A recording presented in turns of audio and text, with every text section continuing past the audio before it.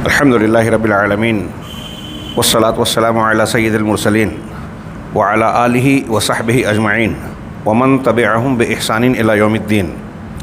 اعوذ باللہ من الشیطان الرجیم، بسم اللہ الرحمن الرحیم، حسبنا اللہ ونعم الوکیل۔ محترم حاضرین، کشف الشبہات میں اہل شرک کا یہ جواز، یہ بیان کہ ہم اہل قبور، مردوں، اولیاء صالحین کو اللہ کے اور اپنے درمیان جو واسطہ بناتے ہیں، اس سلسلے میں ان لوگوں نے جو شبہات پیش کیے جسے وہ اپنی دانست میں، اپنی سمجھ میں دلیل سمجھتے ہیں، جبکہ وہ دلیل ہے نہیں، شبہ ہے، غلط فہمی ہے، اس سلسلے کا کشف الشبہات کتاب میں آخری شبہ شیخ محمد بن عبد الوہاب رحمہ اللہ نے ذکر کیا، اور پھر اس کے بعد اختتامی کلمات میں بھی کچھ باتیں آئی۔ یہ آخری شبہ ان لوگوں نے یہ پیش کیا، یا اس کا تذکرہ شیخ نے کیا، کہ حضرت ابراہیم علیہ السلام کے قصے اور واقعے کا ذکر کرتے ہیں، اور کہتے ہیں کہ جب سیدنا ابراہیم علیہ السلام کو آگ میں ڈالا گیا، آگ میں پھینکنے کے لیے پھینکا گیا، تو آپ ہوا ہی میں تھے۔ جبریل علیہ السلام نے آپ سے کہا، الک حاجہ، کیا آپ کو کوئی ضرورت ہے، کوئی مدد چاہیے، کوئی کام چاہیے، کوئی میری طرف سے میں آپ کو کچھ دینا چاہتا ہوں، تو کوئی آپ مجھ سے حاجت چاہتے ہیں؟ تو حضرت ابراہیم علیہ السلام نے جواب میں کہا، اما الیک فلا، کہ جہاں تک تمہارا سوال ہے تو کوئی ضرورت نہیں ہے، یعنی مجھے تم سے حاجت نہیں ہے، یعنی میں اللہ رب العالمین سے چاہتا ہوں۔ فقالو، تو یہ اہل شرک اس واقعے کو، اس بات کو، روایت کو پیش کر کے کہتے یہ ہیں کہ لو کانت الاستغاثۃ شرکن، اگر اللہ رب العالمین کے علاوہ بندوں سے، نیک لوگوں سے فریاد طلب کرنا شرک ہوتا، تو حضرت جبرائیل علیہ السلام حضرت ابراہیم علیہ السلام پر یہ پیشکش کرتے ہی نہیں کہ کیا آپ کو مجھ سے کچھ حاجت ہے۔ حضرت جبرائیل کا یہ پیش کرنا، وہ کہہ رہے ہیں کہ اس سے یہ معلوم ہوتا ہے کہ ایسا کیا جا سکتا ہے، یا حضرت ابراہیم علیہ السلام حضرت جبرائیل سے استغاثہ کر سکتے تھے۔ چنانچہ جواب اس کا یہ ہے، شیخ نے جواب دیا کہ ان ھذا من جنس الشبہۃ الاولی، کہ یہ جو شبہ غلط فہمی ہو رہی ہے ان کو، دراصل جو پچھلا والا ہم نے شبہ اور اس کا جواب پڑھا ویسا ہی معاملہ ہے۔ وہ کیا تھا جو گزشتہ ہفتہ ہم نے پڑھا، کہ میدان محشر میں کچھ لوگ انبیاء کرام علیہم السلام سے جا کر یہ مطالبہ کریں گے کہ آپ اللہ تبارک و تعالیٰ سے سفارش کریں کہ ہم جس پریشانی دقت میں ہیں اس سے ہم کو نجات دے، حساب و کتاب لے کر معاملہ نتیجے کا پیش کر دیا جائے، اس سے ہم کو فرصت مل جائے، موقف کی تکلیف سے حساب و کتاب ہو جائے اور اگلا مرحلہ پیش ہو جائے۔ تو اس کا جواب دیا کہ اس وقت دونوں زندہ ہوں گے، اور زندے کا زندے سے مطالبہ کرنا، دعا کے لیے درخواست کرنا یہ جائز ہے، قرآن سے، حدیث سے، شریعت سے ہم اس کا انکار کرتے بھی نہیں، تو یہ بھی اسی طریقہ قبیل سے ہے، نمبر ایک۔ لیکن شیخ محمد بن عبد الوہاب رحمہ اللہ نے جو جواب دیا، میں یہاں اس جواب سے آگے بڑھنے سے پہلے ایک سوال اور یہاں پیدا کرنا چاہتا ہوں، کہ اب غور کرنے کی بات ہے کہ اگر آپ یہ دلیل دے رہے ہو تو یہ بھی ایک سوال ہے کہ حضرت ابراہیم علیہ السلام کا درجہ، مقام و مرتبہ اونچا ہے یا حضرت جبرائیل علیہ السلام کا؟ نبوت و پیغمبری کے اعتبار سے عام طور سے یہی مانا جاتا ہے کہ سیدنا ابراہیم علیہ السلام کا اونچا درجہ ہے، تو اونچے درجے والا نیچے درجے والے سے فریاد کر رہا ہے، یا حضرت جبرائیل نے یہ پیشکش کی؟ یہ ایک سوال یہ بھی ہے۔ آگے شیخ کہتے ہیں کہ یہ پہلے شبہ کی قبیل سے ہے جو ہم نے پچھلے درس میں پڑھا تھا۔ اس کے بعد کہہ رہے ہیں کہ حضرت جبرائیل علیہ السلام نے جو پیشکش کی تھی، ابھی یہ روایت کیسی ہے یہ آگے آ رہی ہے بات، یہ فرض کیا جائے کہ یہ روایت صحیح ہو تب یہ سوال اٹھتا ہے، یہ اس کا جواب دے رہے ہیں کہ حضرت جبرائیل علیہ السلام نے جو پیشکش کی تھی وہ یہ تھی کہ آپ اس چیز پر جس پر حضرت جبرائیل کو قدرت اللہ نے عطا کی ہے، جس کی طاقت سیدنا جبرائیل علیہ السلام رکھتے ہیں، وہ اس طاقت کے ذریعے سے حضرت ابراہیم کو فائدہ پہنچائیں۔ جیسا کہ اللہ تبارک و تعالیٰ نے حضرت جبرائیل کے بارے میں کہا ہے، شدید القوا، ذو مرہ، سورہ نجم میں کہا کہ وہ سخت قوت والے ہیں، بھرپور قوت والے ہیں، بڑی زبردست قوت ہے ان کو، ذو مرہ، زور آور ہیں، فلو اذن اللہ، اگر اللہ تعالیٰ حضرت جبرائیل کو اجازت دیتے اور حکم دیتے تو وہ یہ بھی کر سکتے تھے کہ حضرت ابراہیم علیہ السلام کے لیے جو آگ جلائی گئی تھی اس آگ کو اپنے مقام سے اٹھا کر دور پھینک دیتے.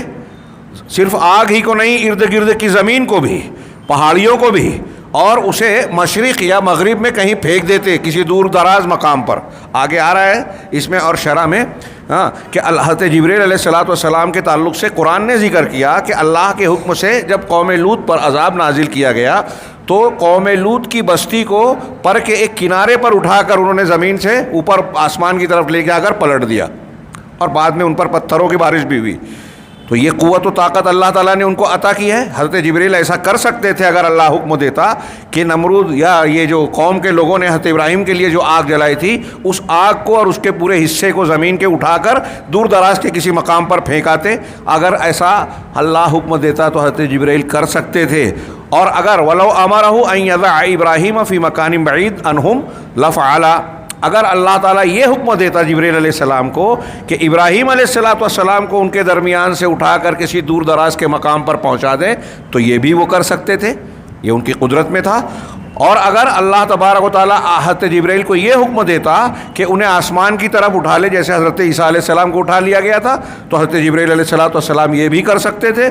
وہذا، اور اللہ کے رسول صلی اللہ علیہ وسلم کو بھی اپنے ساتھ براق پر سوار کر کے معراج کے اسراء اور معراج کے سفر میں لے گئے تھے. اگر اللہ حکم دیتا تو جبرائیل کو حضرت جبرائیل یوں بھی لے جا سکتے تھے.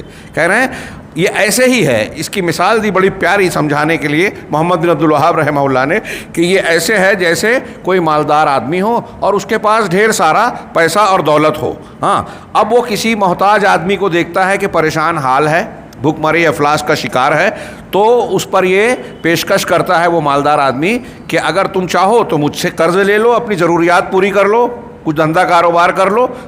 یا یہ کہ اپنے مال سے اگر تم چاہو تو میں اپنے مال سے تمہارے لیے کچھ ہبہ کر دوں، آپ کے لیے کچھ مختص کر دوں جس سے تم اپنی حاجت کو پورے کر لو. اب وہ آدمی غریب آدمی کو، محتاج آدمی کو مالدار پیشکش کر رہا ہے کہ تم اگر چاہتے ہو تو میرے مال سے میں قرض دے دیتا ہوں، یا تم چاہتے ہو تو میں کچھ ہبہ کر دوں، اپنی ضرورت پوری کر لو، کام نکال لو. لیکن وہ آدمی جواباً کہتا ہے کہ نہیں، مجھے تمہاری مدد کی ضرورت نہیں ہے، میں تم سے مدد نہیں لوں گا. وہ انکار کر دے ہوئے لینے سے. ٹھیک ایسے ہی حضرت جبرائیل نے حضرت ابراہیم سے پیشکش کی کہ کیا تم مجھ سے کچھ مدد چاہتے ہو؟ حضرت ابراہیم نے کہا نہیں.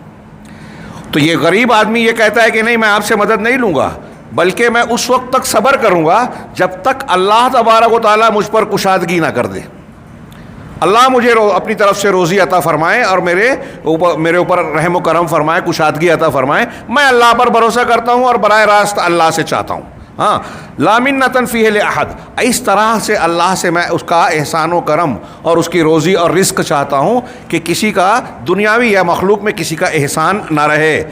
اب ٹھیک ایسے ہی حضرت جبرائیل اور حضرت ابراہیم علیہ السلام کا یہ واقعہ ماننا چاہیے اگر روایت صحیح ہو. حقیقت میں وہ ضعیف ہے. کہہ رہے ہیں فَأَيْنَ هَذَا مِنْ اسْتِغَاثَةِ الْعِبَادَةِ أَوِ الشِّرْكِ. تو اس شکل کا ایک مالدار غریب سے کہہ رہا ہے مجھ سے چاہو تو لے لو اور وہ نہیں لے رہا ہے، تو کیا یہ کہیں گے کہ یہ پیشکش اس بات کی دلیل ہے کہ مخلوق سے فریاد کی جا سکتی ہے؟ اور یہ یعنی ہم اسی طریقے سے جیسے اللہ کو پکارتے ہیں ایسے کسی مخلوق کو پکار سکتے ہیں، انہیں شرک کر سکتے ہیں. لو کانوا یفقہون، اگر لوگوں کو عقل و شعور ہو تو سمجھ سکتے ہیں کہ دونوں میں کوئی مشابہت اور مماثلت ہے ہی نہیں. یہ استدلال بالکل بے بنیاد ہے، استدلال کی کوئی گنجائش ہی نہیں ہے.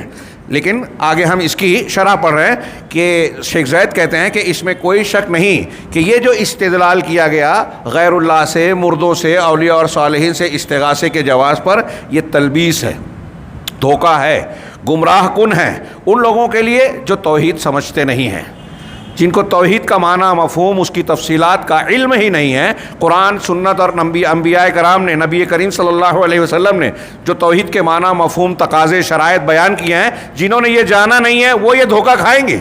کہہ رہے ہیں وَلَمَنْ لَيْسَ لَهُ فِقْهٌ فِي عَقِيدَتِهِ، اور ان کے لیے یہ دھوکہ ہے جن کو عقیدے کی سمجھ ہی نہیں ہے. اور آج مسلمانوں میں ایک بڑی تعداد ہے ہندوستان پاکستان کا بہت بڑا المیہ ہے جس کا تذکرہ میں کرتا رہتا ہوں. دین کا کام کرنے والی بڑی تعداد نظر آتی ہے, مختلف جماعتیں ہیں, مظاہرہ کرتی ہیں, شور مچاتے ہیں اور دعوے اور فخر کا مظاہرہ کرتے ہیں کہ ہم اتنا کام کرتے ہیں, اتنے پروگرام ہیں, اتنی چلت پھرت ہے, اتنے سیمینار کانفرنس اور فلاں پروگرام ہے, لیکن دین کی بنیاد کو نہیں جانتے, اس کو غیر اہم سمجھتے ہیں. اور میں بار بار کہتا ہوں کہ اگر آپ تاریخ کا, قرآن کا, حدیث کا اور دیگر دینی علوم کے مآخذ کا مطالعہ کریں تو یہ بات بالکل روز روشن کی طرح صاف ہے, جس میں کوئی شک شبے کی گنجائش ہے ہی نہیں, کوئی انکار کر ہی نہیں سکتا کہ تمام انبیاء کرام علیہ الصلوۃ والسلام کی دعوت کا آغاز, ان کی دعوت کی بنیاد توحید تھی, عقیدہ تھا.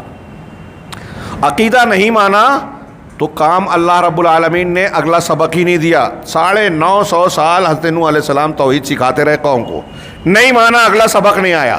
نبی کریم صلی اللہ علیہ وسلم مکی زندگی میں عقیدہ ہی سکھاتے رہے. اس کی مثال سمجھانے کے لیے میں نے ابھی بعض تقریروں میں بیان کیا, دروس میں بھی ذکر کیا کہ اس کی کتنی واضح مثال ہے. شاید یہاں بھی بیان کیا ہوں, مجھے یاد نہیں ہے, کہ آپ غور کیجئے نجاشی کا واقعہ. ہاں, حبشہ کے بادشاہ نجاشی, ہاں, ان کی وفات ہوئی. اللہ کے نبی صلی اللہ علیہ وسلم نے صحابہ کرام سے کہا کہ اپنے بھائی نجاشی کے لیے نماز جنازہ پڑھو. غائبانہ نماز جنازہ ان کی پڑھی آپ نے. کیوں پڑھی؟ عام طور سے یہ ذکر تو نہیں ہے, لیکن یہ اندازہ لگایا جاتا ہے کہ ان کے اپنے مقام پر ان کی نماز جنازہ نہیں پڑھی گئی تھی, کیونکہ وہ مسلمان تو ہو گئے تھے. نبی کریم صلی اللہ علیہ وسلم کا جو نکاح ہوا حضرت ام حبیبہ رضی اللہ تعالی عنہا سے, حضرت نجاشی نے آپ کی طرف سے مہر ادا کیا. ہاں, آپ مسلمان ہو گئے تھے, یہ بالکل میں سمجھتا ہوں اس میں کوئی اختلاف نہیں ہے, لیکن غور کرنے کی بات ہے نجاشی وقت کے بادشاہ تھے اپنے ملک کے, حبشہ کے, لیکن کھل کے نماز روزہ نہیں کر سکے. اسلامی حکومت قائم نہیں کی. ہمارے یہاں اسلامی حکومت قائم کرنے کا جو دعویٰ کرتے ہیں, غور کریں کہ وہ عقیدے سے مسلمان ہو گئے تھے, کھلے طور سے نماز روزہ اسلامی احکامات پر عمل نہیں کر سکے تھے, نہ اسلامی حکومت کا نفاذ کر پائے تھے. مگر ان کی وفات ہوئی تو نبی کریم صلی اللہ علیہ وسلم نے نماز جنازہ ادا کی اور اللہ کی طرف سے کوئی نکیر نہیں آئی, یعنی اللہ کا حکم ہوا, جو رسول کا عمل ہوا. اس کے بالمقابل آپ دیکھیے کہ عبداللہ بن ابی بن سلول جو مدینہ میں تھا, رسول اللہ صلی اللہ علیہ وسلم پر ایمان کا دعوے دار تھا, مسلمانوں کے ساتھ مسجد نبوی میں نماز پڑھتا تھا جماعت میں شریک ہو کر, جمعہ کے دن جمعہ کے خطبے سے پہلے کھڑا ہو کے رسول اللہ صلی اللہ علیہ وسلم کی تعریف وغیرہ بھی کیا کرتا تھا, نماز روزہ کرتا تھا, اپنے آپ کو مسلمان کہتا تھا, مسلمانوں کے مختلف امور میں شریک و شامل تھا, یہاں تک کہ بعض غزوات میں بھی شریک ہوا. سورہ منافقین میں غزوہ بنو مستلق سے غالباً لوٹتے ہوئے اسی نے کہا تھا کہ ہم جب لوٹیں گے لئن رجعنا الی المدینہ لیخرجن منها الاذل لیخرجن الاعز منها الاذل لیخرجن الاعز منها الاذل, کہ ہم جب مدینہ کی طرف لوٹیں گے تو ہم میں سے جو عزت والا ہے, زیادہ عزت والا زیادہ بے عزت اور ذلیل آدمی کو نکال دے گا مدینہ سے. عزت والا وہ اپنے آپ کو کہہ رہا تھا, اور اذل نعوذ باللہ رسول اللہ صلی اللہ علیہ وسلم کو. واقعہ آپ پڑھیے, تاریخی سیرت کی کتابوں میں ہے, اس کی روایت کا درجہ جو بھی ہو. ہاں, بعض روایتوں میں علامہ ابن حجر وغیرہ نے غالباً نقل کیا ہے کہ ان کے بیٹے جو سچے مسلمان اور صحابی تھے, وہ آیا, کہا کہ مجھے پتہ چلا کہ آپ میرے باپ کو قتل کرنے کا حکم دے رہے ہیں, اگر ایسا ہے اللہ کے رسول تو اس کا حکم مجھے دیجئے, میں اس کا سر کاٹوں گا اپنے باپ کا. ہاں, کسی اور سے نہ کہیے. تو بہرحال جب اس کی وفات ہوئی تو یہی سچے جو بیٹے تھے, انہوں نے آ کے اللہ کے نبی صلی اللہ علیہ وسلم سے آپ کی نماز جنازہ پڑھنے کی درخواست کی. قمیص مانگا, وہ بھی دے دیا, چونکہ حضرت عباس کو قمیص دی تھی بدر کے بعد, اس لیے اللہ کے رسول صلی اللہ علیہ وسلم نے کہتے ہیں کہ اس کے عوض میں بھی دیا. اور پھر آپ نماز جنازہ پڑھانے چلے گئے. حضرت عمر نے روکا کہ اللہ نے کہا ہے کہ ان کے لیے 70 مرتبہ بھی استغفار کرو گے اللہ معاف نہیں کرے گا. کہا اگر اس سے زیادہ ہوگا تو میں کروں گا. یہ رسول اللہ صلی اللہ علیہ وسلم کا رحم و کرم, رحمت و شفقت تھی, اور گویا دلجوئی تھی ایک سچے مسلمان جو ان کے بیٹے تھے. لیکن آپ نے نماز جنازہ پڑھی تو قرآن کی آیت آ گئی سورۃ توبہ, لا تصلی علی احد منہم مات ابدا ولا تقم علی قبری, کہ آپ یہ لوگ جب مرے ان میں سے کوئی شخص ان منافقین میں سے تو ان کی نماز, ان کی قبر, ان پر نماز نہ پڑھیں اور نہ ان کی قبر پر کھڑے ہوں. عبداللہ بن ابی بن سلول جو ہے نماز روزہ کرتا تھا, اللہ تعالیٰ نے قرآن اتار کے کہا کہ ایسے منافق کی نماز جنازہ مت پڑھیے, قبر پہ نہ کھڑے ہوں. نجاشی نے کھل کے نماز نہیں پڑھی تھی، اللہ کے رسول صلی اللہ علیہ وسلم نے نماز جنازہ پڑھی، اللہ نے کوئی ممانعت نہیں کی، مطلب اجازت تھی اللہ کی۔ کیا معلوم ہوا اس سے؟ بنیادی ایک سبق دین کا تمام مسلمانوں کی جماعتوں کو، افراد کو یہ پڑھنا چاہیے، غور کریں۔ ان دو موازنے کے واقعے سے میں یہ بتانا چاہ رہا ہوں کہ زیادہ اہم کیا ہے عقیدہ، یہ دین جس کو اصول دین کہا جاتا ہے۔ آپ فضائل بتا رہے ہیں، آپ حکومت کو قائم کرنے کی بات کرتے ہو، آپ دین کی تبلیغ کی بات کرتے ہو، ہاں، اور کوئی حب آل بیت اور کوئی کسی کو عنوان بنا کے جو ہے اپنے دین کی بنیاد پیش کرتا ہے، لیکن عقیدہ توحید ہر جگہ آپ کو ملے گا سوائے سلفیوں کے۔ بہت کھلے طور سے کہہ رہا ہوں، ہاں، لوگوں کو برا لگتا ہے لیکن یہ ایک زندہ حقیقت ہے، اور اس حقیقت کو بیان کرنا جاننا ضروری ہے، بتانا ضروری ہے لوگوں میں، کہ لوگ اس سب سے اہم چیز کو غیر اہم سمجھتے ہیں۔ میں نے جو شروعات کی اس بات کی، یہ دکھ ہوتا ہے سن کر، دل جلتا ہے کہ دین کے لیے محنت کر رہے ہیں ہمارے بھائی، خرچ کرتے ہیں، دوڑ دھوپ کرتے ہیں، عبادت و ریاضت میں بہت قربانیاں دیتے ہیں، بظاہر بہت محنت کرتے ہیں، دماغ لگاتے ہیں، لیکن جو دین اصلی ہے اس کو نہیں پڑھتے، جو دین کی بنیاد ہے اسے نہیں جانتے۔ 15 سال سے، 20 سال سے، 25 سال سے دین میں لگے ہیں، توحید نہیں معلوم، جبکہ انبیاء کرام اسی سے شروعات کرتے تھے دین کی تعلیم کا۔ ہاں، آپ پڑھیے، بخاری مسلم کی حدیث بارہا بیان کر چکے ہیں ہم، کہ حضرت معاذ بن جبل کو اللہ کے رسول صلی اللہ علیہ وسلم نے جب یمن جانے لگے تو کیا کہا؟ بخاری مسلم میں ہے، اِنَّكَ تَأْتِي قَوْمًا مِّنْ أَهْلِ الْكِتَابِ فَلْيَكُنْ أَوَّلَ مَا تَدْعُوهُمْ إِلَيْهِ شَهَادَةُ أَن لَّا إِلَٰهَ إِلَّا اللَّهُ وَفِي رِوَايَةٍ إِلَىٰ أَن يُوَحِّدُوا اللَّهَ وَأَنَّ مُحَمَّدًا رَّسُولُ اللَّهِ، کہ جب تم اہل کتاب کی ایک قوم کے پاس، اہل کتاب کون تھے؟ یہود و نصارہ، آسمانی کتاب ہے، ان کتابوں میں توحید ہے، پھر بھی مطلب ان کی توحید بگڑی ہوئی تھی۔ اگر توحید کے آسمانی کتاب پر، قرآن پر بھی ایمان کے دعوے دار لوگوں میں شرک ہے، کفر ہے، تو پہلے عقیدہ سکھایا جائے گا، دین کے اصول سکھائے جائیں گے۔ یہ اللہ کے رسول کہہ رہے ہیں کہ اے معاذ بن جبل، آپ یمن میں اہل کتاب کی ایک جماعت کے پاس جا رہے ہیں، لہذا سب سے پہلے تم اس بات کی طرف انہیں دعوت دینا کہ اللہ کے سوا کوئی معبود برحق نہیں ہے، اس کی گواہی دے۔ اور ایک روایت میں ہے کہ اللہ کو وحدہ لا شریک مانے، الا ان یوحد اللہ، اللہ کی توحید کو مانے، اور محمد اللہ کے رسول ہیں۔ جب یہ مان لیں، ہاں، فَإِنْهُمْ أَطَاعُوكَ لِذَلِكَ، جب یہ بات تمہاری مان لیں، فَأَعْلِمْهُمْ أو فَأَخْبِرْهُمْ أَنَّ اللَّهَ افْتَرَضَ عَلَيْهِمْ 5 صلوات فِي كُلِّ يَوْمٍ وَلَيْلَةٍ، تو تمہیں اس کے بعد یہ بتانا ہے کہ اللہ نے ہر دن اور رات میں 5 وقت کی نماز فرض کی ہے۔ غور کیجئے، اللہ کے نبی صلی اللہ علیہ وسلم دعوت و تبلیغ کا طریقہ سکھا رہے ہیں۔ ایک تو یہ کہ تدریجاً ہونا چاہیے، اکٹھا سب نہیں ہونا چاہیے، اور دوسرا سب سے پہلا سبق کہ سب سے اہم چیز کو سب سے پہلے پیش کیا جائے، اور سب سے اہم کیا ہے؟ لا الہ الا اللہ محمد رسول اللہ، توحید، اتباع رسول، توحید اور رسالت سب سے پہلی اور سب سے اہم چیز۔ اگر توحید نہیں ہے تو نماز کا نمبر نہیں آئے گا۔ آپ نماز کی فضیلتیں بتا رہے ہیں، نماز کا طریقہ بھی نہیں بتا رہے ہیں صحیح۔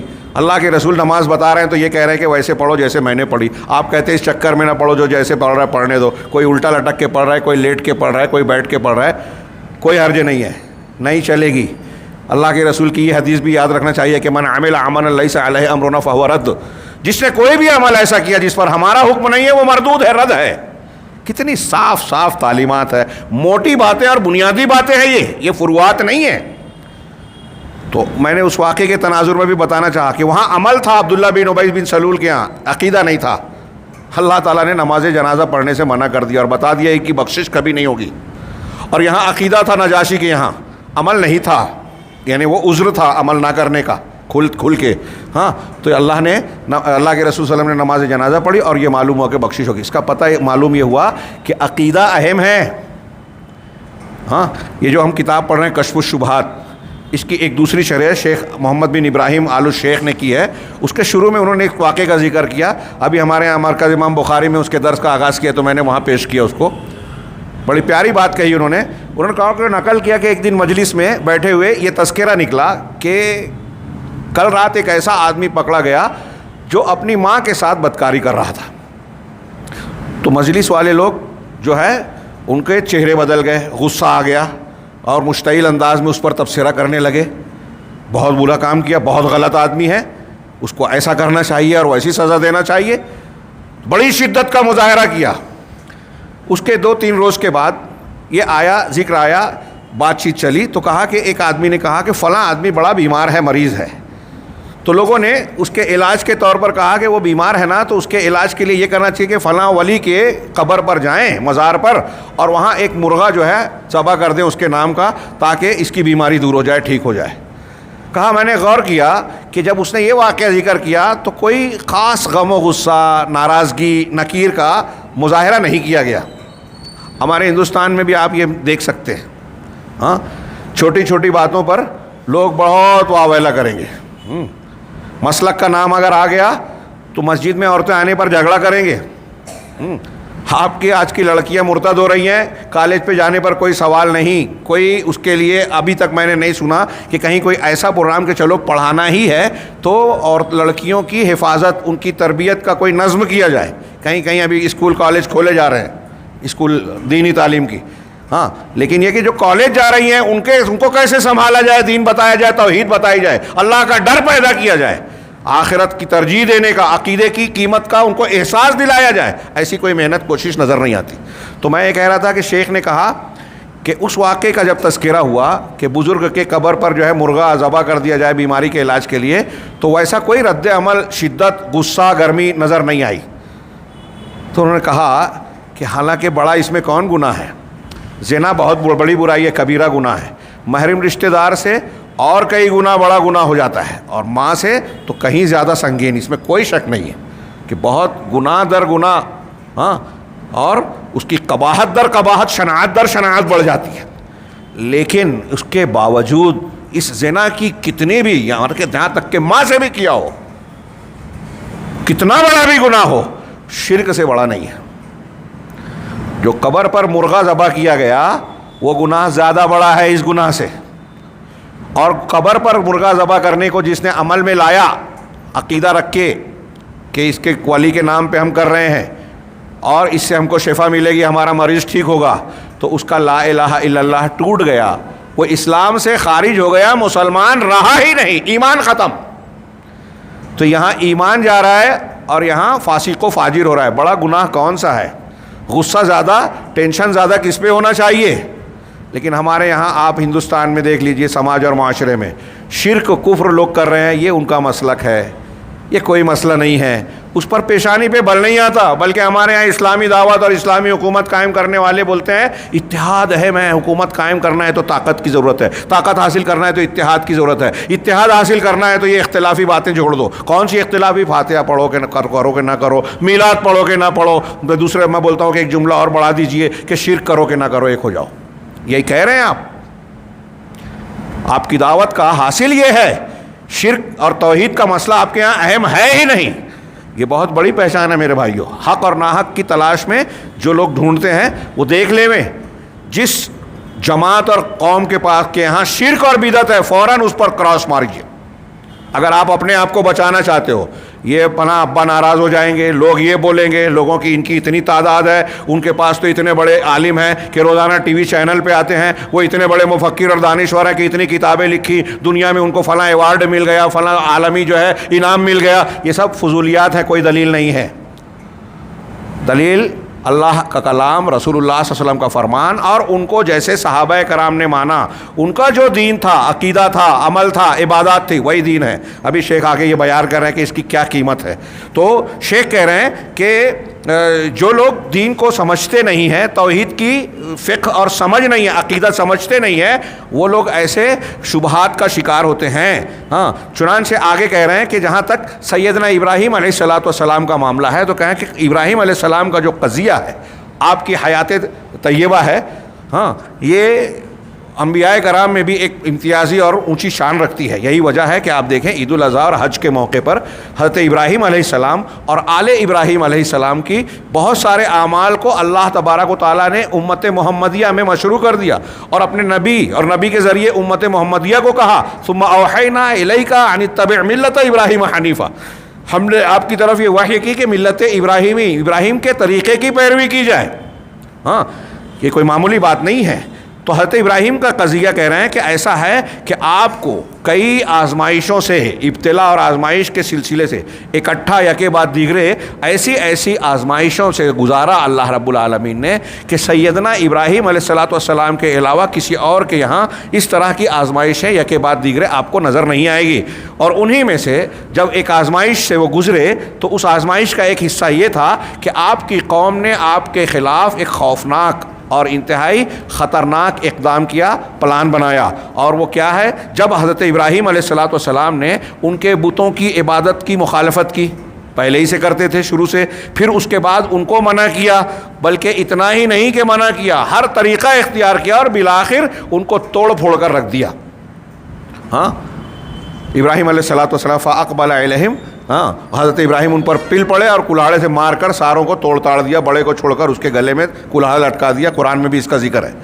تو ان کو توڑ تاڑ ڈالا، تو اس وقت سارے معاملات جو قرآن نے نقل کیے، قوم کے لوگوں کا معاملہ یہ ہوا کہ ہم کو اسی وقت سکون ملے گا، ہماری قوم کے جذبات کو، غصے کو، غصہ گرمی کو اسی وقت ٹھنڈک ملے گی جب سیدنا ابراہیم علیہ السلام کو، یعنی ہمارے بتوں کا یہ حشر جس نے کیا ہے اس کو انتہائی بری طریقے سے ہم قتل کریں، ایک عبرتناک انجام دیویں۔ آسانی سے قتل بھی کر سکتے تھے، لیکن انہوں نے ایک یہ کہا کہ ہم عبرتناک انداز میں کہ وہ مثال بن جائے۔ ہاں، چنانچہ انہوں نے کیا کیا کہ بڑے پیمانے پر ایندھن جمع کیا اور اس سے آگ روشن کی، یہاں تک کہ جب وہ آگ پوری طریقے سے جو ہے شعلہ بار ہو گئی اور شدت سے جلنے لگی، تو ایسی حالت میں جب حضرت ابراہیم علیہ السلام کو اس میں ڈالنے کی کوشش اور پروگرام بن رہا ہے، اس وقت بھی سیدنا ابراہیم علیہ السلام کے پایۂ استقلال میں، یعنی جو توحید پر تھے، اللہ رب العالمین کی وحدانیت پر قائم تھے، اس میں کوئی لرزش نہیں آئی، اس میں کوئی ڈگمگاہٹ نہیں آئی، کوئی کمزوری نہیں آئی، پوری طاقت اور قوت سے اس توحید پر جمے رہے۔ ہم کو تھوڑی موڑی تکلیف آتی ہے، ہم رخصتیں ڈھونڈنے لگتے ہیں، تو یہ ثابت قدمی ہے۔ یہاں آگے جواب دینے سے پہلے شیخ نے ہم کو اور آپ کو ایک سبق یاد دلایا، زید بن ہادی مدخلی رحمہ اللہ نے، انہوں نے کہا کہ یہاں تمام مسلمانوں کے لیے عموماً سبق ہے کہ ان پر یہ لازم ہے، اور خاص طور سے طالبان علوم کے لیے جو علم دین سیکھنے سکھانے والے ہیں، طلبہ، ہاں، عام طور سے سارے مسلمانوں کو اور خاص طور سے طلبہ کو وہ چاہیے کہ اس قصے سے، اس واقعے سے نصیحت لیویں، ہاں، اور عبرت حاصل کریں، ہاں، تاکہ کیا عبرت اور نصیحت کہ اپنے عقیدے پر پوری طریقے سے ڈٹ جائیں، جم جائیں، ثابت قدم رہیں، ہاں، اور جو ان کو منہج حق ملا ہے، حق کا راستہ ہم کو اور آپ کو اگر مل گیا ہے قرآن و حدیث کا، تو اس پر ہم پوری طریقے سے جمے رہیں، اور جمے رہیں اس چیز پر جو خیر ہے، قرآن و حدیث سے ثابت شدہ نیکی ہے، دین ہے، اس پر جمے رہے، اگرچہ کوئی بھی کچھ بھی اذیت دے، تکلیف دے، مخالفت کرے۔ ہاں، آپ دیکھیں گے، میں نے اس سے پہلے بارہا ذکر کیا ہے کہ دنیا میں جتنے کافر ہیں، جتنے مشرک ہیں، جتنے بدعتی ہیں، سب اہل حق کو برا بھلا کہتے ہیں۔ ہاں، اہل الحدیث روئے زمین پر سارے لوگوں کے دشمن، یہ ان کی دشمنی نہیں ہے، یہ اہل الحدیث ان کا برا نہیں چاہتے، بھلا چاہتے ہیں۔ ہم جب ان کے شرک کا رد کر رہے ہیں، ان کے کفر کا رد کر رہے ہیں، ان کی بدعات سے پر نکیر کر رہے ہیں، تو یہ ان کی اصلاح کی، ان کی بہتری کی بات ہے۔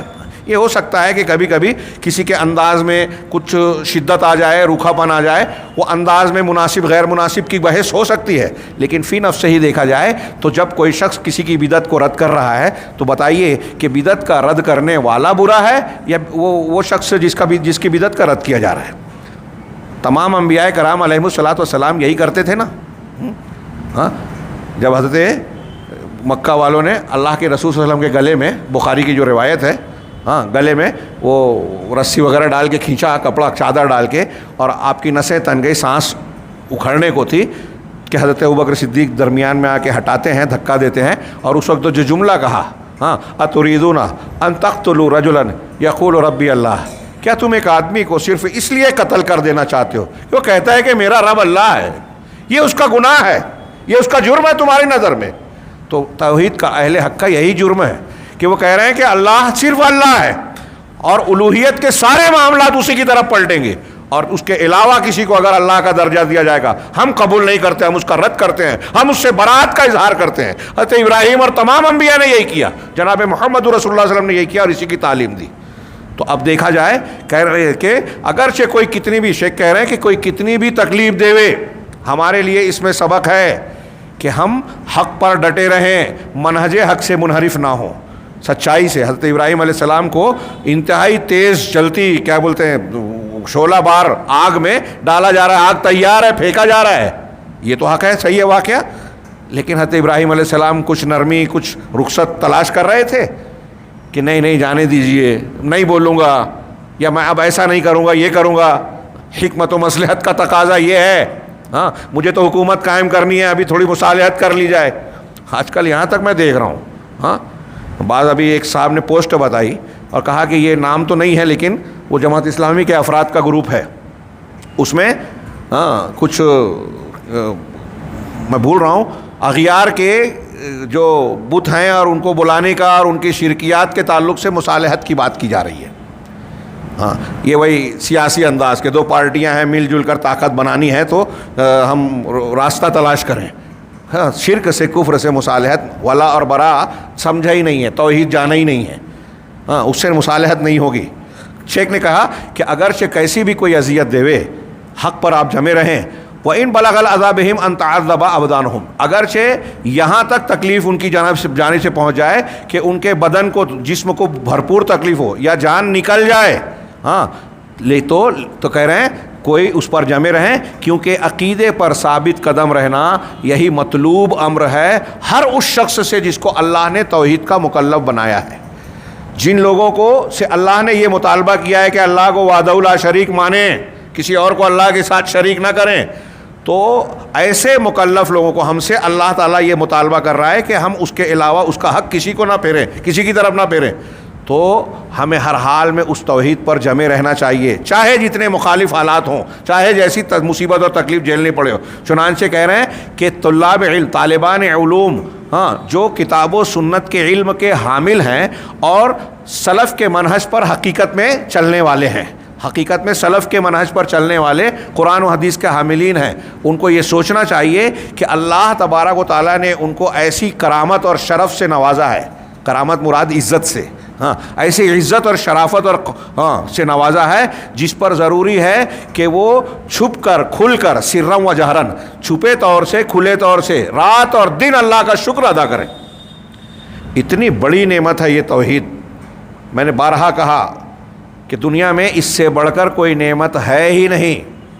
ساری دنیا مل جائے ہم کو، توحید نہیں ملے تو ہم سے زیادہ بدقسمت کوئی نہیں ہے۔ دنیا کی کوئی نعمت نہ ملے، آدمی کھانے میں فاقہ کرے، گھر نہ ہو، لیکن اگر توحید ہے تو بہت خوش قسمت ہے، بہت خوش قسمت ہے۔ دنیا کی زندگی نشیب میں ہو فراز میں ہو، گزرنا ہی گزرنا ہے، یہاں جو کچھ ہے عارضی ہے، آخرت دائمی زندگی ہے، وہاں کا عذاب اور وہاں کا انعام دونوں ناقابل تصور ہے۔ ہاں جہنم کی دہکتی آگ، جہاں موت کو انسان پکارے گا اللہ ہمیں بچائے، ہاں موت آئے گی نہیں، ہر طرف سے موت آئے گی، وَيَأْتِيهِ الْمَوْتُ مِنْ كُلِّ مَكَانٍ وَمَا هُوَ بِمَيِّتٍ، قرآن نے کہا ہر جگہ سے، ہر بال سے موت آئے گی لیکن وہ مرے گا نہیں۔ وہ زیادہ، اس سے بچنا زیادہ اہم ہے یہ دنیا کی پریشانیاں۔ میں نے اس سے پہلے واقعہ ذکر کیا تھا کہ ابن حجر الاسقلانی سے غیر مسلم بوڑھے آدمی نے راستے میں روکا کہ آپ ہاتھی پہ سوار ہو، زرق برق لباس پہنے ہو، بتائیے آپ کے رسول کی یہ حدیث ہے کہ دنیا مومنوں کے لیے قید خانہ ہے اور کافروں کے لیے جنت ہے؟ کہا ہاں حدیث تو ہے۔ کہا یہ تمہاری کیسا قید خانہ ہے کہ ہاتھی پہ سوار ہو، اتنا بہترین لباس پہنے ہو، اللہ کی نعمتیں تم کو ملی ہوئی ہیں، اور میرے لیے کیسے جنت ہے کہ میں پھٹے حال ہوں، فاقہ مست ہوں، گھر بھی ٹھیک سے نہیں ہے، پھٹے حال ہوں میں۔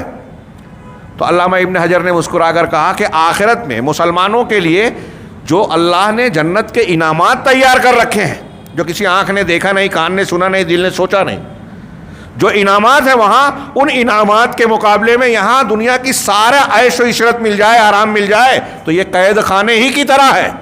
اور کافروں کے لیے آخرت میں جہنم کے جو بھیانک عذاب ہیں ناقابل تصور، اس سنگین عذاب کے مقابلے میں دنیا کی بڑی سے بڑی مصیبت تکلیف آ جائے تو یہ ان کے لیے جنت ہی ہے۔ کافی ہے، یہ بہت زبردست حدیث کی روشنی میں جو تشریح ہے، ہاں سمجھ لیں تو یہ زیادہ اہم ہے۔ تو سب سے اہم مطلوب چیز یہ ہے کہ ہم ہر حال میں توحید پر جمے رہیں اور یہ سوچیں کہ اللہ رب العالمین نے جو ہم کو منہج حق اور توحید عطا کی ہے، یہ بہت بڑی بے مثال انمول نعمت ہے۔ ساری دنیا کی چیزوں کو اس کے لیے قربان کیا جا سکتا ہے، اسے دنیا کی کسی چیز کے لیے قربان نہیں۔ آج ہماری جو بچیاں مرتد ہو رہی ہیں، جو نوجوان اپنے دین کو اور اپنے ایمان کو قدم قدم پر ٹکوں میں بیچتے ہیں، انہیں یہ بتانے کی ضرورت ہے کہ ایمان آپ کی کیسی دولت ہے۔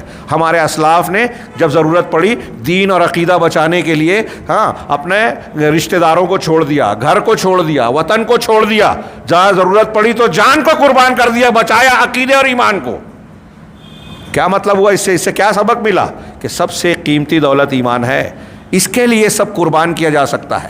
ایمان کو دنیا کی کسی چیز کے لیے قربان نہیں کیا جا سکتا۔ تو شیخ کہہ رہے ہیں کہ اللہ نے جو عزت دی ہے اس پر ضروری ہے کہ شکر ادا کریں، سرن جہرن، رات اور دن، کہ اللہ تبارک و تعالیٰ انحرافات سے، تہذبات سے، تعصبات سے، باطل کے لیے تعصب سے اور اہل باطل کے لیے تعصب سے بچائے رکھے۔ اس نے بچا لیا۔ اب یہ ایک جملہ جو ہے تھوڑی تشریح طلب ہے۔ انحرافات، آج کتنے انحراف ہیں؟ کوئی حدیثوں کا انکار کر رہا ہے، کوئی حب آل بیت کے چکر میں عنوان قائم کرتا ہے، لیکن رفض و تشیع کے چکر میں قرآن و حدیث کو مانتا ہی نہیں، اس میں تحریف کرتا ہے، تبدیلی کرتا ہے، صحابہ کرام کی بے عزتی کرتا ہے، انبیاء کرام کی عزت نہیں کرتا، شریعت کے احکامات کو محرف بتا کر اس کو چھوڑ دیتا ہے۔ کوئی جو ہے حکومت قائم کرنے والی بات، کوئی فضائل میں، کوئی تصوف میں، سارے کے سارے انحرافات۔ کوئی حدیثوں کا انکار، کوئی صحابہ پر تنقید کر رہا ہے، کوئی اور کسی گمراہی میں نئی فکر آ رہی ہے، نیا ازم آ رہا ہے، نوجوان خوش ہوتا ہے کہ ارے یہ یہاں مسلمانوں کے مسائل کا حل ہے۔ تو انحرافات، پھر اس کے بعد تہذبات۔ ایک جماعت بنائی، اس جماعت کے نام پر اس کے کچھ اصول اختیار کیے گئے اور اس اصول کی بنیاد پر لڑنے بھڑنے کو تیار ہے۔ حزبیت، گروہ بندی، میں اس جماعت کا ہوں۔ وہ جماعت کی بنیاد کیا ہے؟ اللہ کے رسول اور اللہ کا کلام نہیں ہے، قرآن اور حدیث اور صحابہ کا منہج نہیں ہے۔ میرا بریلی کا مسلک ہے، فلاں کا دیوبند کا مسلک ہے، فلاں کا مولانا ابوالعلا مودودی صاحب کی طرف نسبت ہے، ان کی کتابیں ہیں، ان کے اس جماعت سے متعلقہ کتابیں اور علوم ہیں، فلاں اس جماعت سے لیتا ہے، فلاں کا ایک سلسلہ ہے، وہ چشتی ہے، وہ قادری ہے، وہ نقشبندی ہے، وہ جو ہے سہروردی ہے، وہ رفاعی ہے، وہ تیجانی ہے، وہ فلانا ہے۔ تو اب جس سلسلے سے جو جڑا ہے اس کے گروہ کا دفاع پکڑ کے رکھا ہے، اس کے لوگوں کو اپنا دوست اور بھائی، اور وہ سمجھتا ہے کہ یہ میرے ہیں اور باقی دوسرے جو ہمارے مخالف ہیں۔ یہ تہذب ہے، حزبیت ہے۔ اس کا جتنا نقصان وہ مسلمانوں کو اجتماعی زندگی میں پہنچا ہے، کسی اور چیز کا نہیں۔ سب سے بڑا نقصان شرک سے، دوسرا بدعت اور بدعت کی بنیاد پر تہذب، گروہ بندی، یہ فرقے بنتے ہیں۔ فرقے بدعت و خرافات اور شرکیات کی بنیاد پر بنتے ہیں، اور ہمارے یہاں لوگ دعوت دیتے ہیں کہ بدعت کرو کہ نہ کرو ایک ہو جاؤ۔ جب تک بدعتیں ہیں، بدعتوں کی بنیاد پر ہی تو گروہ بندیاں ہیں۔ تو شیخ کہہ رہے ہیں کہ یہ جو قرآن و حدیث کا صحیح دین ملا ہے، طائفہ منصورہ والا جو قیامت تک رہیں گے، چاہے تھوڑے رہیں گے، اس میں انحرافات، تہذبات سے بچنا اور باطل کے لیے تعصب اور اہل باطل کے لیے تعصب۔ ایک گروہ سے، جیسا کہ میں نے ابھی کہا، ایک گروہ سے ہمارا تعلق ہے تو اب ہم اس کا ساتھ دے رہے ہیں، وہ غلط ہے، قرآن و حدیث کے خلاف ہیں، اصول کے خلاف ہیں، وہ ظلم کر رہے ہیں، تب بھی ساتھ دے رہے ہیں۔ تو باطل کے لیے عصبیت، آج یہ ہمارے یہاں مسلمانوں میں ایک تو وہ گروہ بندی اور مسلک کی بنیاد پر ہوتا ہے، گھر گھر نظر آئے گی، جماعت میں نظر آئے گی، دو لوگوں میں جھگڑا ہوتا ہے تو جو طاقتور ہے اس کا ساتھ دیا جا رہا ہے۔ دنیاوی اعتبار سے لگتا ہے کہ اگر ہم ان کے مخالف ہو گئے تو ہم کو نقصان پہنچے گا، تو ہم ان کی مخالفت نہیں کریں گے، جانتے ہیں کہ غلط ہے، ہم ان کے غلط کو غلط نہیں کہیں گے، صحیح کو صحیح نہیں کہیں گے، کہ ان کو صحیح کہیں گے تو ہم پریشانیوں میں آ جائیں گے۔ یہ اللہ کے بجائے لوگوں سے ڈر رہے ہیں، یہ توحید کی کمزوری ہے، اور آج اہل توحید میں یہ کمزوری آپ کو ملے گی۔ تو کہا کہ شکر ادا کرنا چاہیے اگر آپ ان بیماریوں سے بچے ہیں، اور اس پر جتنا شکر ادا کریں کم ہے، کہ انحراف نہیں ہے، اللہ نے بچا لیا، تہذب سے بچا لیا، باطل اور باطل پرستوں کے ساتھ دینے سے بچا لیا، وَأَكْرَمَهُمْ بِالسَّلَامَةِ مِن مَنَاهِجْ مُعَاصَرَةٍ، اور اللہ نے ان کو عزت عطا فرمائی جو اہل حق ہیں، جو نئے موجودہ دور کے اس زمانے کے نئے مناہج ہیں۔ یہ نئے مناہج آج کل پیدا ہوئے نا، یہ جو میں نے کچھ نام لیے، کچھ کے نام نہیں لیے۔ ایک آدمی کھڑا ہوتا ہے، نئی فکر پیش کرتا ہے، اس میں کچھ حدیثوں کا انکار کرتا ہے، یہ تاثر دیتا ہے کہ پرانا جو مولوی لوگ اسلام پیش کرتے ہیں قرآن و حدیث والا، وہ ناقابل قبول ہے، یہ حدیثیں ان کی وجہ سے اختلاف ہو رہا ہے۔ بتائیے، جو اتحاد اتفاق دین ایمان کی بنیاد ہے، اس کے بارے میں آج کل کچھ لوگ یہ دعویٰ کرتے ہیں کہ حدیثوں کو ماننے سے اختلاف ہوتا ہے، تو کچھ لوگ یہ کہتے ہیں کہ صرف قرآن مانا جائے۔ اب قرآن کیسے مانا جائے؟ جیسے وہ تشریح کر رہے ہیں، ان کا دماغ ایک تشریح کر رہا ہے، میرا دماغ ایک تشریح کر رہا ہے، آپ کا دماغ ایک تشریح کر رہا ہے، کون سا دماغ مانا جائے گا؟ کوئی اصول ضابطہ ہے؟ منکرین حدیث نے سب مل کر، پاکستان کے علماء نے، میں نے آپ اس سے پہلے بھی ذکر کیا، چیلنج کیا تھا منکرین حدیث کے الگ الگ گروہ سے، وہ پرویز اور فلاں جو موجود تھے۔ آج کل پاکستان میں جاوید احمد غامدی ہیں، ہندوستان میں راشد سعد جیسے گمراہ لوگ ہیں جو یہ دعوت دے رہے ہیں، تو ان سے چیلنج کیا تھا علماء نے کہ آپ صرف قرآن کی بنیاد پر حدیثوں کو چھوئے بغیر ایک رکعت نماز کا طریقہ بتا دیجئے۔ اقیم الصلاۃ ان الصلاۃ علی المؤمنین خطابا موقوتا، کہ تم مومنوں پر وقت مقررہ کے ساتھ نماز فرض ہے، ایک رکعت بتا دیجئے۔ مر گئے، نہیں بتا سکے۔ مولانا ثناء اللہ امرتسری نے ایک منکر حدیث سے مناظرہ کیا اور کہا کہ فرض کیجئے کہ ایک اہل قرآن، جس کو آپ اہل قرآن کہتے ہو لیکن حدیث میں ان کو کہنا چاہیے منکر حدیث، اس کی لاش ہے، مرا ہوا ہے، قرآن کی روشنی میں اس کا کفن دفن کر کے بتا دو۔ وہ خاموش بیٹھا ہے، کہا جلدی کیجئے، لاش سڑ جائے گی۔ زیادہ سے زیادہ آپ یہ بولو گے کہ بھائی اللہ تعالیٰ نے حابیل قابیل کے واقعے کے سلسلے میں ذکر کیا ہے کہ بھائی وہ کوا آیا اور اس نے گڑھا کھودا اور اپنے مردہ کوے کو ڈال دیا، تو اس نے بھائی نے کہا کہ ہاں میں بھی اتنا عاجز ہوں کہ میں یہ نہ کر سکوں، تو کھڈا کھود کے ڈال دو، بس اتنی روشنی ملے گی۔ اور باقی نماز جنازہ، کفن کیسے دینا ہے، اس کی تیاری کیسے کرنا ہے، قبر میں کس طرح ڈالنا ہے، ایسے ہی پھینک دینا ہے جیسے کوے کو ڈالا گیا، یہ کوئی تفصیل قرآن سے آپ بتا سکتے ہیں؟ تو وہ لاش سڑ گئی اور آج تک سڑی ہوئی ہے، بوسیدہ ہو گئی، لیکن منکر حدیث جو ہے وہ بتا نہیں سکا قرآن کی روشنی میں۔ خیر، تو مختلف قسم کے نئے مناہج جو پیدا ہوتے ہیں، اللہ تبارک و تعالیٰ نے ہم کو اس سے بچایا، یہ کوئی چھوٹی نعمت نہیں ہے۔ اور یہ جو نئے مسلک، نئے منہج کی طرف لوگ جاتے ہیں نا، نئی تنظیم بن گئی، وہ لوگ نئے دعوے کر رہے ہیں، چوری چھپے عہد و پیمان کر رہے ہیں، ابھی ایک تنظیم پہ پھر جو ہے پابندی لگی، یہ غیر اسلامی دنیا کی طرف سے ایک سازش کے طور پر جو ہے مسلمانوں میں لانچ کیے جاتے ہیں۔ ہمارے نوجوانوں کو جب شروع میں بتایا جائے نہیں مانتے۔ امام حسن بصری کا قول نقل یاد آتا ہے کہ جب کوئی فتنہ آتا ہے نا تو عالم علماء، صحیح جو علماء ہیں، وہ فتنے کی شروعات میں اس کو پہچان لیتے ہیں، اور جاہل آدمی اس وقت پہچانتا ہے جب فتنہ ختم ہونے لگتا ہے یا اس کے اثرات اور برے نتائج آ جاتے ہیں، لیکن اس وقت چڑیا کھیت چگ چکی ہوتی ہے۔ پچھتانے سے کوئی فائدہ نہیں ہوتا۔ آج دیکھیے ہمارے نوجوانوں کو کہتے تھے، تو جو علماء کہتے تھے نا ان کو، میں کرناٹک میں گیا تو وہاں جب میں نے تقریر کی تو بعض علماء نے مجھ کو مشورہ دیا کہ کھل کے مت بولیے اس طریقے سے، یہ نوجوان سر پھرے ہیں، جو عالم بولتا ہے اس کو کچھ بھی کر سکتے ہیں، اس پر حملہ تک کر سکتے ہیں، برا مان جاتے ہیں، جو ان کا بھلا چاہتا ہے اس کو ہی پیچھے پڑ جاتے ہیں۔ تو یہ نئے مناہج وہ خوبصورت وہ دکھاتے ہیں، سبز باغ دکھاتے ہیں، حالانکہ یورپ، امریکہ، یہود، نصارہ، یہ داعش بنی تھی ابھی شروع سے ہی۔ مجھ جیسا چھوٹا آدمی بھی شروع میں بعض لوگوں نے جو تعریف کی، میں نے کہا بے وقوفی نہ کریں۔ مسلمانوں کے بیچ میں یہ سمجھ کے رکھیے کہ بہت سارے لوگ غیروں کی طرف سے پیدا کیے جاتے ہیں۔ کبھی بھی کوئی نئی چیز، نیا چہرہ، نئے چیزیں سامنے آئے، فوراً تبصرہ مت کیجئے، اس کی حقیقت کو جاننے کے لیے انتظار کیجئے۔ اور معلوم ہوا کہ داعش کیسے بنی تھی، دوسروں کی بات چھوڑیے، میں نے بارہا ذکر کیا، میں نے خود سنا وہ یوٹیوب پہ ہیلری کلنٹن کا بیان۔ اس نے کہا تھا کہ موساد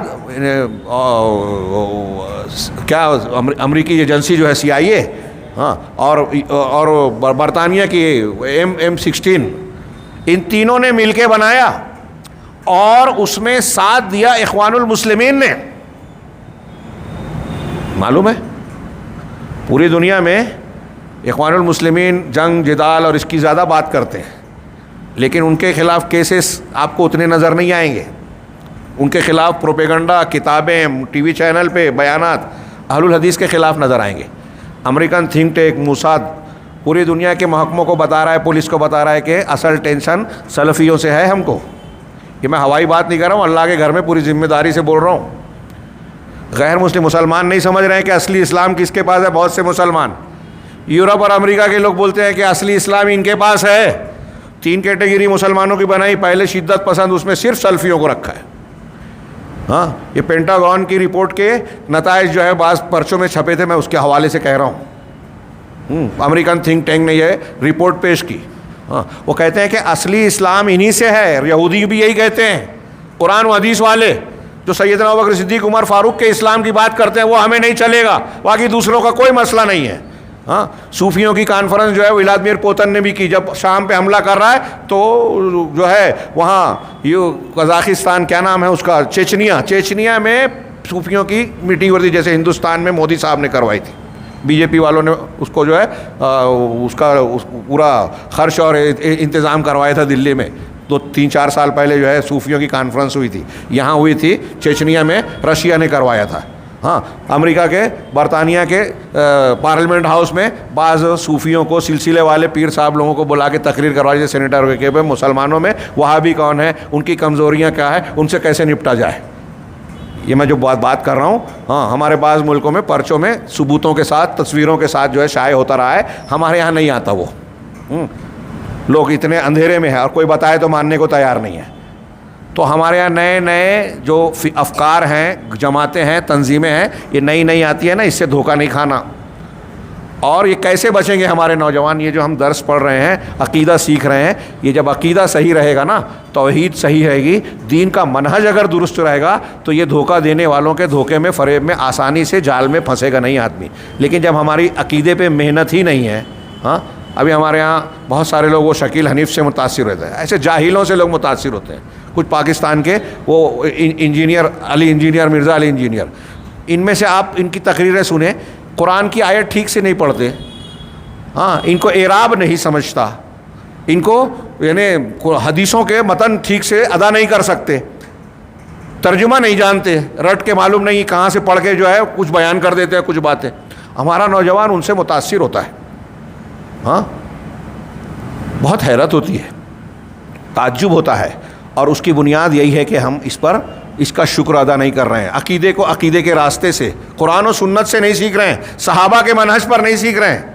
گمراہی کی بڑی وجہ، انحراف کی بڑی وجہ یہ ہے. تو شیخ کہہ رہے ہیں کہ ہم آپ کو عام طور سے مسلمانوں کو اور طالبان علوم کو جو قرآن و سنت کو جانتے ہیں، جن کے پاس صحابہ کا منہج ہے، ان کو اس قیمتی دولت کی قدر کرنی چاہیے اور اللہ کا شکر ہر وقت ادا کرتے رہنا چاہیے کہ اللہ نے انحرافات سے، تعصبات سے، ان گمراہیوں سے بچایا. اور اس میں انہوں نے کہا کہ جزیرہ عربیہ میں جو الگ الگ نئی جماعتیں آ رہی ہیں کہ فلاں جماعت ایسی ہے، فلاں جماعت، یہ جزیرہ عرب کی بات کہہ رہے ہیں. اس سے پہلے ہمارے ہندوستان، پاکستان اور عالم اسلام کے دوسرے ملکوں میں ہر وقت نئی جماعتیں پیدا ہو رہی ہیں.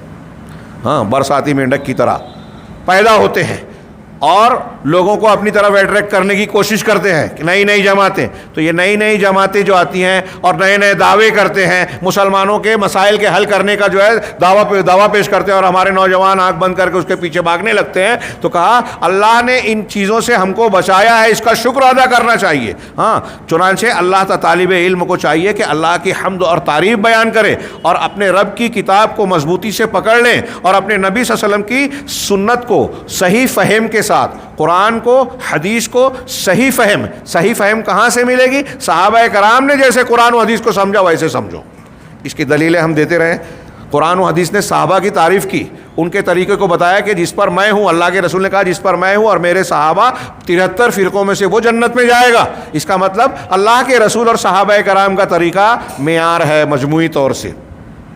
تو کہا کہ صحیح فہم پر جو ہے ان کو اختیار کیا جائے، ہاں تعویلات کے ساتھ نہیں، جو الٹی سیدھی تعویلات کرتے ہیں اور تفسیرات بعیدہ، ہاں ایسی دور اذکار تفسیرات قرآن کی، حدیث کی دور دراز قرآن حدیث کو جو صحابہ نے سمجھا. ہمارے ہاں کچھ لوگ ہیں جن سے متاثر ہوتے کہتے ہیں ارے فلاں صاحب نے، وہ مفکر اسلام ہیں، انہوں نے جو تشریح کی آج تک کسی نے نہیں کی تھی. تو جو آج تک کسی نے نہیں کی تھی نا، وہ لینا بھی نہیں. کوئی بنیادی طور سے صحابہ کرام جو مانا ہے اس کو مان کر جدید تحقیقات میں کسی چیز پر چسپاں ہو رہی ہے تو اس سے معنی بدل نہیں رہا ہے، تو یہ ٹھیک ہے. لیکن ایسی تفسیر جہاں پرندہ پر نہ مارے، چرندہ چر نہ مارے اور درندہ در نہ مارے، ہاں ایسی چیزیں لانا، ہاں وہ اہل تصوف کے یہاں آپ ایک دم الٹی باتیں پائیں گے. ہاں حضرت یونس علیہ السلام مچھلی کے پیٹ میں تھے تو اس کی بڑی بولے کہ میں اس وقت تک تفسیر نہیں بتاؤں گا اس کی جب تک اتنا پیسہ نہ دیا جائے. اور جب دیا گیا تفسیر بتائی تو کہا کہ حضرت یونس علیہ السلام کی مچھلی کے پیٹ میں جب تھے تو ایسے ہی قریب تھے جیسے اللہ کے رسول صلی اللہ علیہ وسلم معراج پہ سدرۃ المنتہا پر پہنچ کے اللہ کے قریب تھے. انا للہ و انا الیہ راجعون، دونوں میں کوئی مطابقت ہے؟ انتہائی بکواس بات۔ اللہ تبارک و تعالیٰ نے وہو ملیم وہو قزیم کہہ کے ان کی مغفرت اور توبہ کا ذکر کیا، لا الہ الا انت سبحانک انی کنت من الظالمین، کہ وہ اپنی غلطی پر شرمندہ ہیں، اللہ تعالیٰ کے جناب میں جو ہے وہ توبہ استغفار کر رہے ہیں، اپنی غلطی مان رہے ہیں، ہاں، اور اللہ نے بعد میں معاف کیا ان کو۔ تو کیا ان کا یہ مقام اور یہ حالت اور معراج پر اللہ کے رسول کے جانے کی حالت ایک ہی ہے؟ لیکن اب میں یہ کہہ رہا ہوں، آپ سن رہے ہیں، جن حلقوں میں بیان کیا جاتا ہے وہاں نعرہ تکبیر، ہاں، الٹی سیدھی تشریح بیان کی، نعرہ تکبیر، اللہ اکبر نعرہ لگتا ہے، خوش ہوتے ہیں۔ ابھی میں نے بتایا تھا شاید آپ لوگوں کو، میں خود، ہم لوگ ایک خطاب میں گئے ایک بریلوی عالم کی، پبلک سے پوچھا، اللہ تعالیٰ نے کہا استعینوا بالصبر والصلاۃ، شارٹ میں، ہاں، نماز اور صبر سے مدد طلب کرو۔ تو مولوی صاحب نے، ہاں، علامہ تھے وہ، ہاں، انہوں نے سوال کیا پبلک سے کہ بتائیے کیا نماز اللہ ہے؟ کیا صبر اللہ ہے؟ پبلک سے جواب لیا کہ نہیں نہیں، نماز اور صبر اللہ نہیں ہے۔ کہا صبر اللہ نہیں ہے، نماز اللہ نہیں ہے، لیکن اللہ کہہ رہا ہے کہ استعینوا، مدد حاصل کرو، استعانت کرو نماز سے اور صبر سے، ہاں، اور جو اللہ نہیں ہے اس سے۔ تو معلوم یہ ہوا نماز اللہ نہیں ہے، اللہ والی ہے، صبر اللہ نہیں ہے، اللہ والا ہے، تو معلوم یہ ہوا کہ اللہ والی اور اللہ والے سے مدد مانگ سکتے ہیں۔ نعرہ تکبیر، سمجھ میں آتی ہے بات؟ ہم کو ہنسی آ رہی ہے، ایک طریقے سے ہنسنے کی بات ہے، لیکن دوسرے طریقے سے غور کریں تو یہ رونے کا مقام ہے۔ اللہ کے کلام سے اس طرح کھلواڑ کرنا، غلط معنی بتانا پبلک کو، اور وہ خوش ہو رہے ہیں کہ ہم جو شرک کر رہے ہیں اس کی دلیل قرآن سے مل رہی ہے۔ وہ کیوں خوش ہو رہے ہیں؟ وہ جاہلوں کو سمجھ رہے ہیں، واہ واہ کیا بات ہے، یہ بیٹھ کے وہاں داد دیتے ہیں مشاعرے کی طرح۔ یہ سلف کا طریقہ نہیں ہے، قرآن و حدیث ہو تو اس طرح داد رسی کی جائے، داد دیا جائے۔ ہاں، یہ داد دے رہے ہیں تو ان جاہلوں کو عالم کے کو مارکس دے رہے ہیں وہ۔ جب آپ خود جاہل ہیں، معلوم نہیں ہے، تو آپ کیسے کہہ سکتے ہو صحیح ہے کہ غلط؟ کتنے رونے کا مقام ہے کہ جس عمل کو اللہ تعالیٰ نے قوم نوح کا شرک کہا، ہاں، مکہ کے قریشیوں کا جس بنیاد پر کافر اور مشرک ہے، اس کو آپ قرآن سے ثابت کر رہے ہو کہ یہ صحیح ہے۔ کیا یہ صحیح ہے؟ نماز اور صبر سے مدد حاصل کرو، یہ استدلال صحیح ہے؟ قرآن حدیث اٹھائیے، یہی جو ہم شبہات پڑھ رہے ہیں کہ صحیح چیز کو غلط چیز پر ثابت فٹ کرنا۔ نماز اور صبر نیک اعمال ہیں۔ ہم پڑھتے ہیں کہ وسیلہ، تین وسیلہ جائز ہے شریعت میں، ایک اللہ کے اسماء حسنہ کا، ایک اپنے اعمال صالحہ کا، اور ایک نیک زندہ قادر انسان کا کہ آپ جا کے کہیں کہ آپ ہمارے لیے دعا کرو۔ یہ تین وسیلے جائز ہیں، دلیلیں موجود ہیں، ہم اس کی مخالفت نہیں کرتے۔ تو اب ایک آدمی نے نیک عمل کیا تو یہ صبر اور نماز کیا ہے؟ نیک عمل ہے۔ 3 لوگ غار میں پھنس گئے تھے، وہ واقعہ بخاری مسلم میں آپ نے بارہا سنا ہے، بنی اسرائیل کے، ہاں، طوفان آیا، سفر میں تھے، غار میں چلے گئے، غار پر ایک کے دہانے پہ چٹان آئی، بند ہو گئی، تینوں نے اپنے نیک اعمال کا وسیلہ لگا کے اللہ سے دعا کی۔ ایک نے والدین کے ساتھ حسن سلوک کا ذکر کیا، ایک اپنے آپ کو گناہ سے بچنے کا کہ زنا کرنے کو تھا کہ وہ رونے لگی عورت اور اس نے منع کیا تو میں رک گیا اللہ کے ڈر سے۔ ایک نے جو ہے مزدور کو مزدوری دی تھی، سالوں بعد آیا، بہت سارا بڑھ گیا تھا، دے دیا، وہ لے کے چلا گیا، کچھ بھی معاوضہ نہیں دیا۔ ان تینوں کو پیش کر کے کہا کہ اللہ یہ عمل ہم نے تیرے خالص تیری وجہ کے لیے کیا، لہٰذا ہم کو اس مصیبت سے بچا۔ اور ہر ایک کی دعا پر وہ پہاڑ، وہ چٹان تھوڑی تھوڑی سرکتی گئی۔ یہاں یہ بھی قابل غور ہے کہ ان کے پاس کرین نہیں تھی، کوئی موبائل نہیں تھا کہ کسی سے کہا ہو، صرف دعا تھی۔ دعا میں کتنا پاور ہے، ہم لوگ اس کو غیر ضروری سمجھتے ہیں، غیر اہم سمجھتے ہیں۔ ہاں، دعا تھی جس نے ان کو یہ الگ بات ہے کہ افضل یہ ہے کہ آدمی اپنے نیک اعمال کے بدلے میں آخرت کو مانگے، اگرچہ دنیا بھی مانگنا جائز ہے لیکن بہتر ہے کہ آخرت مانی جائے۔ خیر، تو میں یہ عرض کر رہا تھا کہ نیک اعمال کا وسیلہ جائز ہے۔ اب استعینوا بالصبر والصلاۃ جو قرآن نے کہا تو اسی کی دلیل ہے کہ نیک اعمال کا وسیلہ لگا سکتے ہیں، اس کے ذریعے سے جب آپ نماز پڑھیں گے تو آپ کو قوت ملے گی، صبر کریں گے تو آپ کو طاقت ملے گی، مصیبتوں کو جھیلنے کا مادہ پیدا ہوگا، یہ مطلب ہے اس کا۔ اور یہاں کھینچتان کے کیا بتائے، شرک کو ثابت کیا جا رہا ہے کہ جو مر گیا ہے اللہ والا، جو مر گئی ہے اللہ والی، آپ اس سے مدد حاصل کرتے ہو، اس لیے کہ اللہ نے کہا ہے کہ نماز اور روزے سے مدد حاصل کرو۔ کتنا گمراہ کن معاملہ ہے۔ ٹھیک ایسا ہی معاملہ یہاں ہے کہ شیخ کہہ رہے ہیں تو کہہ رہے ہیں کہ سلف صالح کے فہم کے مطابق قرآن و حدیث کی تفسیرات کو مانا جائے، ایسی تفسیر جو دور از کار ہو، جو صحابہ، تابعین، مفسرین کی تفسیروں کے موافق نہ ہو، تو وہ اچھی کتنی بھی اچھی لگے وہ اچھی نہیں ہے۔